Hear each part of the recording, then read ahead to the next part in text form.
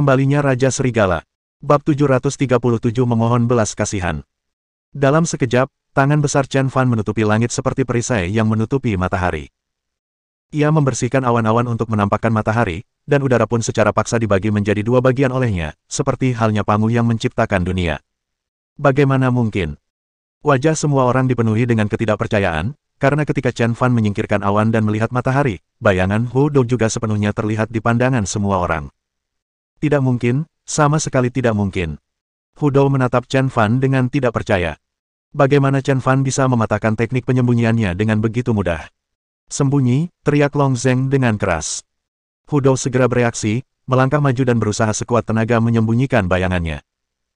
Akan tetapi, tidak peduli bagaimana Hu Dou menanggapi, dia tetap berjuang di hadapan semua orang dari awal hingga akhir, bagaikan seekor belalang yang berjuang keras dalam wajan penggorengan. Ketakutan, kecemasan, hampir mati. Chen Fan tersenyum tipis, lalu menariknya kuat-kuat dengan tangan besarnya. Ledakan. Hu Dou seperti kucing sakit dan ditarik jatuh oleh Chen Fan. Ekspresinya berubah drastis, kemudian kakinya menjadi lemah dan dia ingin melarikan diri. Dan bagaimana Chen Fan bisa memberinya kesempatan seperti itu? Dia melangkah maju yang besar dan menginjak punggung Hu Dou. Saudaraku, tolonglah aku. Hu Dou menjerit minta tolong dengan suara memilukan karena ia mendapati kaki Chen Fan seperti memiliki berat 1000 pon. Lebih parahnya lagi, berat badanku terus bertambah seperti biasa. Hal ini membuatnya merasakan sensasi kematian yang belum pernah dirasakan sebelumnya. Long Zeng berada dalam kegelapan, menatap pemandangan di depannya. Dia tiba-tiba datang di belakang Chen Fan, siap memberikan serangan diam-diam yang mematikan kepada Chen Fan. Namun, sebagai Raja Serigala dari Aula Raja Serigala, kemampuan persepsi Chen Fan dapat dikatakan sebagai yang terbaik di dunia. Saat Long Zeng menyerangnya, dia menemukan Long Zeng. Sudut mulutnya terangkat sedikit, dan perlahan-lahan dia mengerahkan tenaga pada kakinya.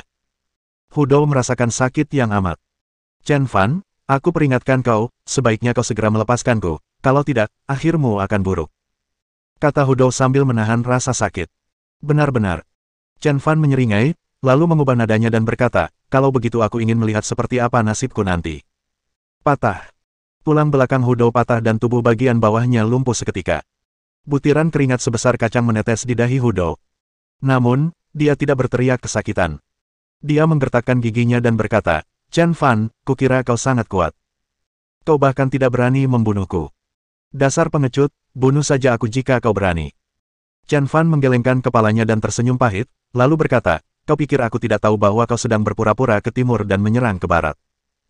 Ketika Hu Dou mendengar kata-kata, berpura-pura ke timur dan menyerang dari barat, dia tertegun sejenak.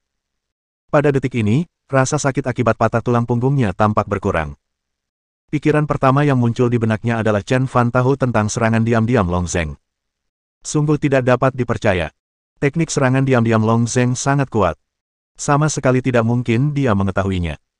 Hu Dou tidak percaya kalau Chen Fan bisa tahu kalau dia sebenarnya sedang berpura-pura ke timur dan menyerang ke barat untuk menarik perhatian Chen Fan. Dasar pengecut, kau tidak berani membunuhku.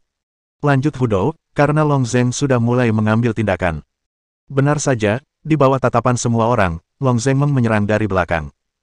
Dia bagaikan pedang yang tajam, yang ujungnya terekspos sepenuhnya. Tidak bagus, mata singkong, Yang Hao dan 5 orang lainnya memerah.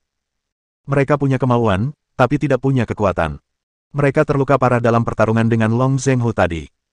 Jika mereka ingin menyelamatkan Chen Fan sekarang, sudah terlambat karena kecepatan Long Zeng terlalu cepat. Namun meski begitu, mereka berlima tetap mengerahkan sisa tenaga mereka dan bergegas maju. Tuan Chen, hati-hati di belakang Anda. Qin Qingyu dan Wang Shaoxin mengepalkan tangan mereka, diam-diam takut pada Chen Fan. Bahaya. Qiao Linglong tidak tahu dari mana dia mendapatkan keberanian itu. Melihat Chen Fan diserang, dia berjuang mati-matian. He Mingsheng dan yang lainnya tidak menghentikan Qiao Linglong. Dengan kecepatan Qiao Linglong, saat dia menyerbu Chen Fan, Long Zeng sudah melancarkan serangan diam-diam. Qi Baiyi menatap Chen Fan dan berkata dengan dingin, Chen Fan, hari ini tahun depan akan menjadi peringatan kematianmu. Ini adalah harga yang kau bayar karena membunuh Xiao Tian. Mati saja untukku. Saat Long Zeng hanya berjarak 1 meter dari Chen Fan, dia langsung mengeluarkan seluruh kekuatannya. Dan pada saat kritis ini, Chen Fan sudah siap. Dia tiba-tiba berbalik dan menghadap Long Zeng. Wajahnya sedingin binatang buas, bahkan ada sedikit ketakutan di sana. Bahkan Long Zeng yang sudah siap menghadapi kematian pun merasa takut dengan tatapan Chen Fan. Namun dia tetap melancarkan pukulan itu sekuat tenaga. Ledakan. Pukulan itu mengenai dada Chen Fan dengan keras. Semua orang tercengang. Pukulan Long Zeng beratnya setidaknya beberapa ribu pon, dan pukulan seperti itu pasti bisa membunuh seekor sapi, apalagi manusia. Di langit berbintang, Yang Hao dan 5 lainnya tercengang. Mereka berteriak khawatir, "Bos!" Qin Qingyu dan Wang Shaoxin juga menelan ludah mereka dan berkata dengan suara gemetar, "Tuan Chen." Qiao Linglong melihat tinju Long Zeng masih berada di dada Chen Fan. Dia menatap Chen Fan dengan saksama, "Chen Fan, kamu baik-baik saja." Qi Bai buru-buru berdiri dan melihat situasi pertempuran. Dia tidak tahu apakah Chen Fan akan dikalahkan atau mati. Apakah dia meninggal? He Mingsheng dan orang-orang lain dari 5 keluarga besar melihat sekeliling, menunggu saat Chen Fan jatuh ke tanah. Begitu sunyi sampai-sampai terdengar bunyi jarum jatuh ke tanah. Semua orang menunggu hasilnya.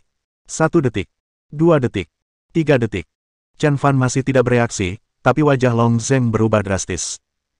Dia menatap Chen Fan dengan tak percaya, seolah-olah dia baru saja melihat hantu. Bagaimana mungkin? Ini tidak mungkin, ini pasti palsu. Bagaimana mungkin kamu? Long Zeng seperti melihat hantu.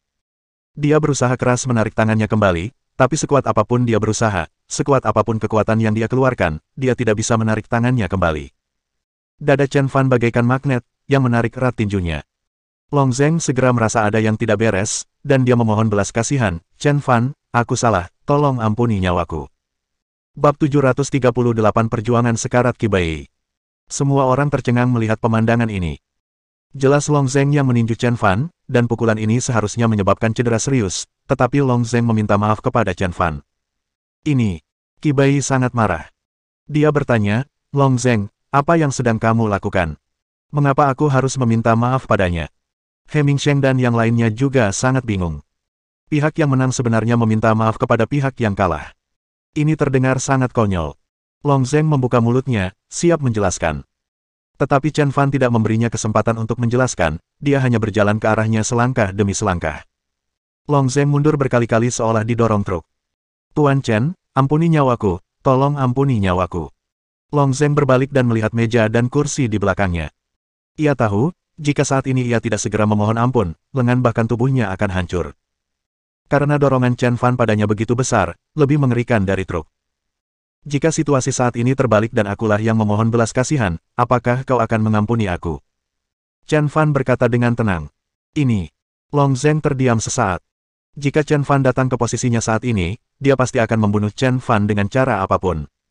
"Aku." Long Zeng tergagap, Aku akan." Ledakan. Chen Fan menghantam maju dengan kuat. Tubuh Long Zeng terjatuh dengan keras ke meja dan kursi. Bintang-bintang muncul di matanya dan dia merasakan sakit yang luar biasa. Tapi Chen Fan tidak berhenti. Ledakan. Dengan upaya lain, meja dan kursi di belakang Long Zeng langsung hancur. Ini. Semua orang saling berpandangan, tidak berani melihat pemandangan brutal seperti itu. Dan detik berikutnya, semua orang tercengang. Karena, di balik meja dan kursi, punggung Long Zeng menghadap ke dinding. Jika tubuh Long Zeng membentur dinding, tidak seorang pun berani berpikir lebih jauh. Long Zeng secara alami menyadari hal ini, dan memohon belas kasihan, "Tuan Chen, tolong beri saya kesempatan. Silakan.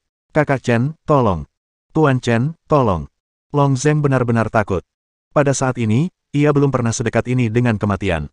Chen Fan menyeringai.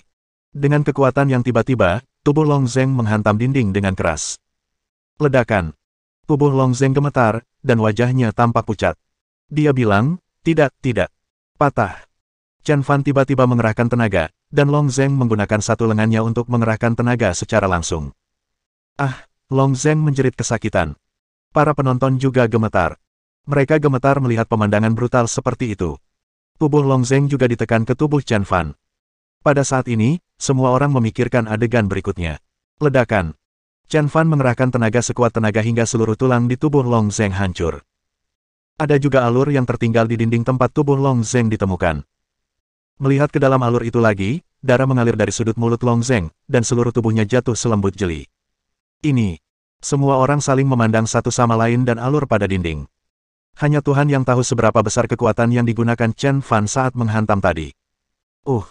Qin Qingyu dan Qiao Linglong tidak bisa menahan muntah. Adegan brutal seperti itu membuat mereka merasa sangat tidak nyaman. Setelah Long Zeng jatuh, Hu Dou tampaknya telah kehilangan jiwanya. Dia menatap Chen Fan dan membencinya sampai ke akar-akarnya. Namun tulang belakangnya rusak dan dia bahkan tidak bisa bergerak. Bunuh, kata Chen Fan ringan. Tak lama kemudian, pedang di tangan Singkong memancarkan kilatan cahaya, dan kepala Hu Dou langsung terjatuh ke tanah. Dua penguasa Kyoto yang arogan tewas secara tragis di sini dalam pertarungan sengit. Setelah kegagalan pertarungan antara naga dan harimau, He Mingsheng dan yang lainnya seperti lalat tanpa kepala, berlarian dalam kepanikan. Pintu masuk telah diblokir oleh Yang Hao dan lainnya. Untuk sesaat, semua orang menggantungkan harapan bertahan hidup pada Qi Bai. Di belakang Qi Bai, tidak hanya ada keluarga Qi, tetapi juga Institut Desain Mode Kyoto. Latar belakang yang begitu mengesankan pasti akan mampu mengintimidasi Chen Fan. Mereka semua condong ke arah Qi Bai. Qi Bai juga melihat ke arah Chen Fan. Dia tidak pernah menyangka bahwa Chen Fan begitu menakutkan. Bahkan dua orang yang bertarung di Kyoto bukanlah lawannya. Dia sangat menyesali keputusan awalnya. Jika dia membunuh Chen Fan di penjara, tidak akan ada hal selanjutnya. Sekarang pertempuran antara Long Zhenghu dan Hu Zheng telah kalah, tidak ada seorang pun di seluruh keluarga Qi yang dapat mengalahkan Chen Fan. Tidak mungkin lagi bagi mereka untuk membunuh Chen Fan. Sekarang, satu-satunya hal yang dapat menekan Chen Fan adalah identitas dan latar belakangnya. Chen Fan menghampiri Qi Bai dan berkata dengan dingin, "Katakan padaku, apakah kau memilih bunuh diri, atau kau ingin aku membantumu menyelesaikannya?" Mendesis. Qi Bai tidak pernah menduga hal itu. Dia pikir Chen Fan akan sedikit waspada terhadap identitas dan latar belakangnya, tetapi Chen Fan sama sekali tidak menganggap serius identitas dan latar belakangnya. Terlebih lagi, Chen Fan sangat bertekad untuk membunuhnya. "Kau ingin membunuhku?" Qi Bai bertanya dengan tenang. "Apakah kamu akan tinggal di sini untuk merayakan tahun baru?" Chen Fan menatap Qi Bai. Xia Simo dan Chen Xiao adalah titik lemah Chen Fan, dan jika Qi Xiaotian berani melawan titik lemahnya, dia akan berakhir mati. Keluarga Qi tidak hanya tidak mengakui kesalahan mereka, tetapi juga melindungi Qi Xiaotian. Keluarga seperti itu pasti akan hancur. "Kamu," wajah Qi Bai memerah karena marah. Dia tidak pernah menyangka bahwa Chen Fan akan begitu meremehkannya dan bahkan tidak memiliki rasa hormat sedikitpun. Dia berjalan mendekati Chen Fan dan berkata dengan arogan, "Kamu ingin membunuhku, tapi aku khawatir kamu tidak bisa." Chen Fan tersenyum tipis, menatap Qi Bai, dan tersenyum tanpa mengucapkan sepatah kata pun. Qi Bai berkata, "Saya adalah anggota keluarga Qi. Keluarga Qi adalah salah satu dari 3 keluarga besar di ibu kota provinsi, dan saya memiliki Institut Desain Mode Kyoto di belakang saya. Beranikah Anda menyentuh saya?" "Chen Fan, aku peringatkan kau, sebaiknya kau segera berlutut dan bersujud untuk meminta maaf. Jika kau melumpuhkan anggota tubuhmu lagi, aku akan membuatmu membayarnya." Qi Bai memperingatkan kata demi kata. Chen Fan menggaruk telinganya dan berkata dengan tidak sabar, "Sepertinya kamu masih belum mengerti situasinya. Hua Chengqi, laporkan kepada Qi Bai tentang situasi terkini di ibu kota provinsi." Bab 739, Keluarga Qi berakhir.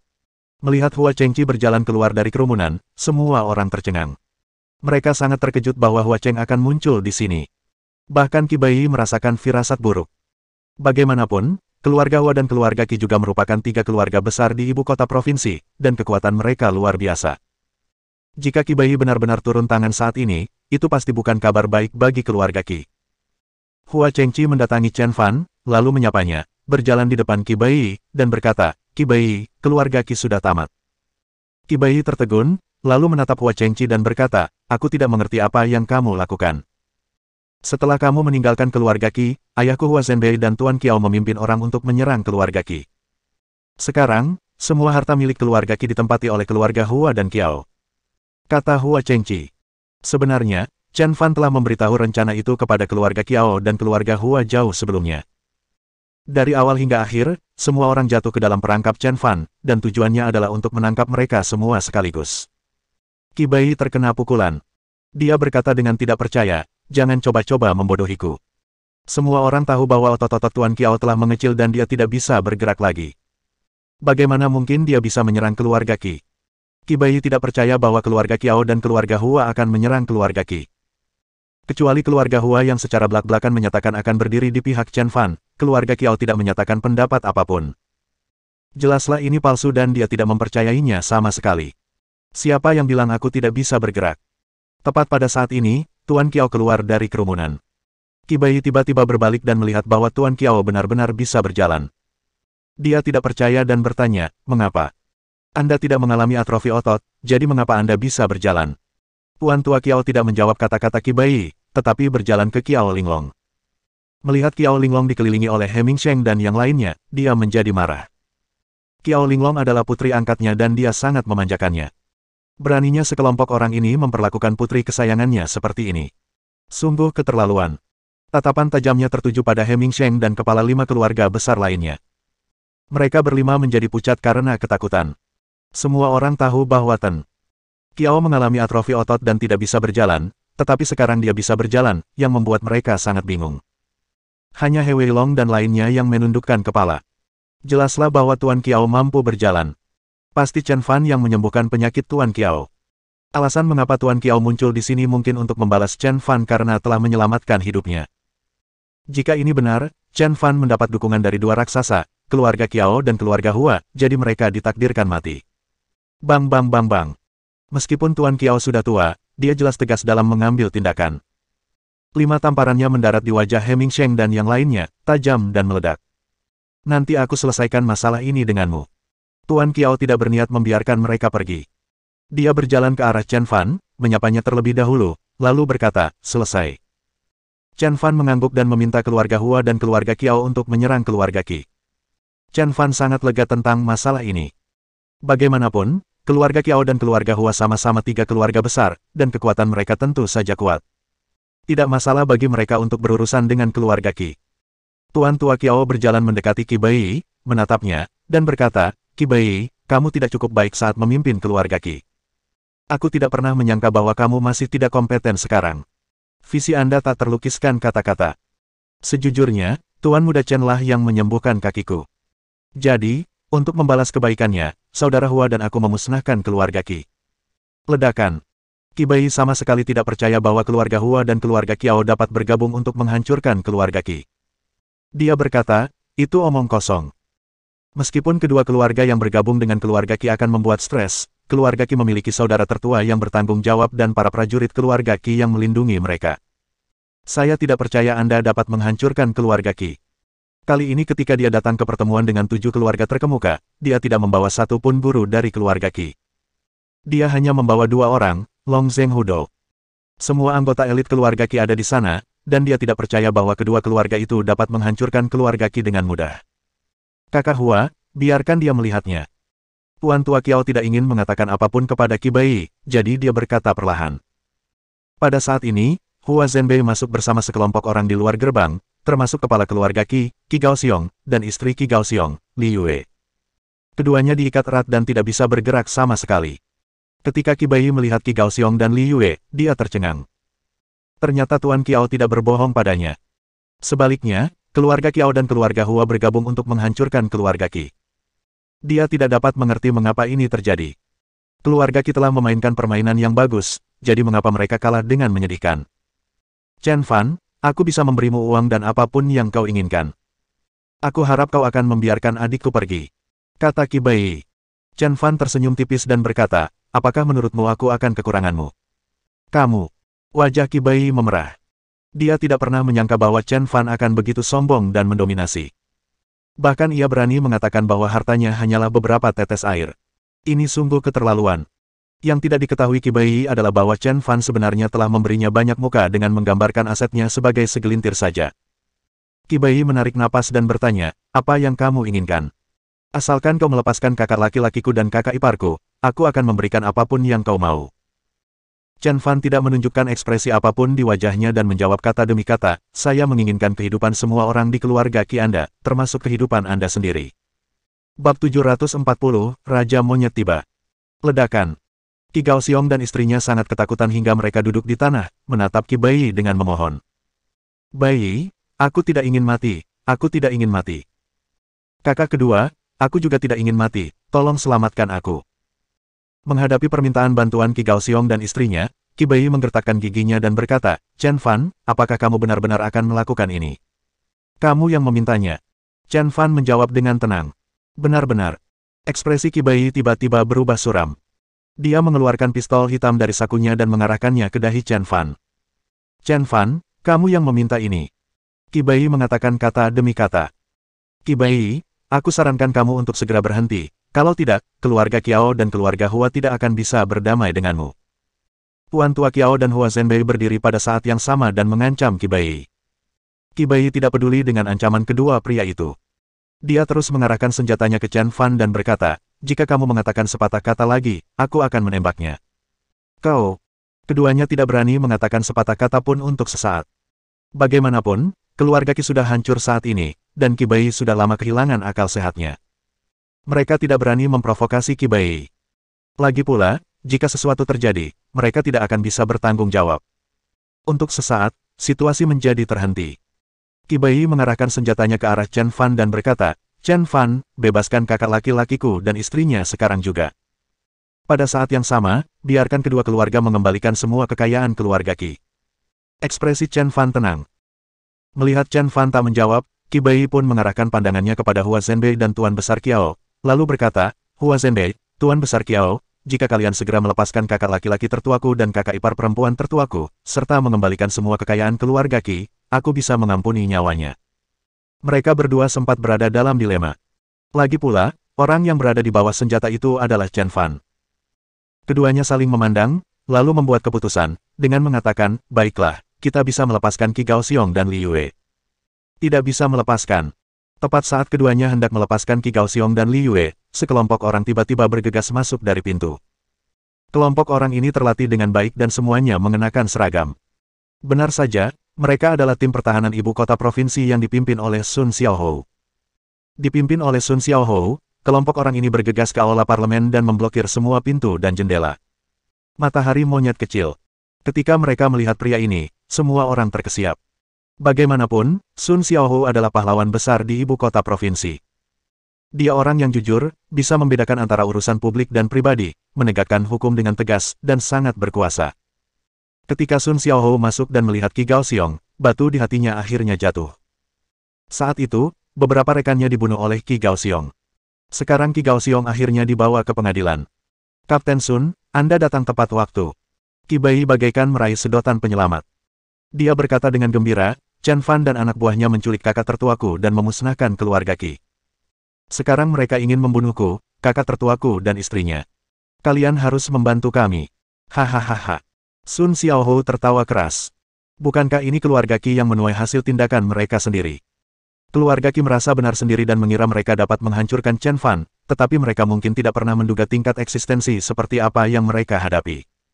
Orang di depan mereka adalah Tuan Raja Serigala dari Istana Raja Serigala. Reputasi Chen Fan yang memekakkan telinga sudah cukup untuk menyebabkan keluarga Qi menembak kaki mereka sendiri. Saat ini, hasilnya sama. Qi Bai tercengang. Dia bertanya dengan bingung, Kapten Sun, apa yang Anda tertawakan? Tidakkah kau lihat bahwa Chen Fan telah menculik kakak laki-lakiku dan istrinya, memusnahkan keluarga Qi, dan ingin membunuhku, kakak laki-lakiku, dan istrinya? Mungkinkah Anda bersekongkol dengan mereka? Wajah Sun Xiaohou tiba-tiba berubah dingin, dan dia mengucapkan kata demi kata, saya melihat Anda mengarahkan pistol ke Tuan Chen. Andalah yang ingin membunuh Tuan Chen. Klik. Dalam sekejap, ratusan tentara mengisi senjata mereka dan mengarahkannya ke Qi Bai. Sun Xiaohou berteriak dengan suara bagaikan guntur, Sun Xiaohou, menyerahlah dan menyerahlah. Ledakan. Qi Bai hampir ketakutan. Dia menatap pistol di tangannya, sekarang tidak mampu membela diri atau menjelaskan dirinya sendiri. Dia bahkan mengerti bahwa mungkin sejak dia mengarahkan senjatanya ke Chen Fan, dia telah jatuh ke dalam perangkap Chen Fan. Ekspresi Chen Fan tenang, dan dia tidak melawan, hanya ingin Sun Xiaohou memperhatikan bahwa dia sedang memegang pistol dan menghadap Chen Fan. Penuh kebencian. Qi Bai sangat marah. Dia tidak pernah menyangka bahwa dirinya akan jatuh ke dalam perangkap Chen Fan. Dia memutuskan untuk bertindak sekuat tenaga dan terus mengarahkan pistolnya ke dahi Chen Fan. Dia berkata, Sun Xiaohou, beritahu orang-orangmu untuk berhati-hati. Jika ada yang berani mengacau, aku akan membunuhnya. Kemudian, dia melihat ke arah Hua Zhenbei dan Tuan Qiao dan berkata, Hua Zhenbei, Tuan Qiao, saya ingin kalian mengirim kakak tertua saya dan istrinya ke tepi sungai, dan mencari speedboat serta aset senilai 20 miliar, lalu biarkan kakak tertua saya dan istrinya membawa 20 miliar itu dan meninggalkan Tiongkok. Qi Bai tahu bahwa Chen Fan adalah satu-satunya alat tawar-menawarnya. Jika dia tidak menggunakan Chen Fan untuk memaksa mereka sekarang, mereka pasti tidak akan memiliki kesempatan untuk melarikan diri. Hua Zhenbei dan Patua Qiao saling memandang dan menunggu keputusan Sun Xiaohou. Namun Sun Xiaohou menggelengkan kepalanya dan berkata, Qi Bai, kamu seharusnya tidak mengarahkan pistol ke Chen Fan. Anda akan menyesali ini.